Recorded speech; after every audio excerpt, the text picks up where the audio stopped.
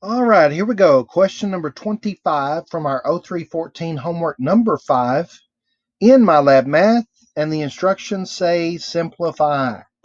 So this time we're going to simplify a cube root expression. In general, it's a radical expression. Specifically, it's a cube root. And again, we see that there are two factors. So I'm going to use a property of radicals that says I can split that up into two separate radicals. And then the reason that I would want to do that is now the first radical is all numeric. There's no variables, and so I can incorporate the use of a calculator. So now to do a cube root on my calculator, that's going to be shift square root to do a cube root, negative 729.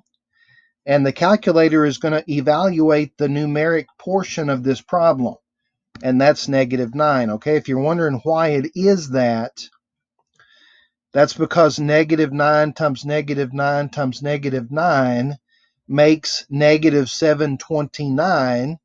And here I have three identical factors, and that's what the index says. The index says, hey, if you have three of a kind, you can bring one out. And so I get negative 9 for an outcome.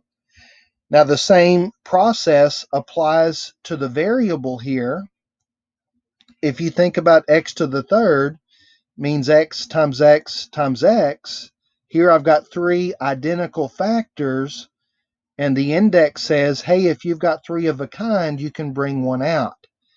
And I don't have to worry about the absolute value this time because the index is odd. Only when the index is even do you have to consider whether you need the absolute value or not. All right, so let's see if we're right. Negative 9x. Bam. All right, so I hope that was helpful.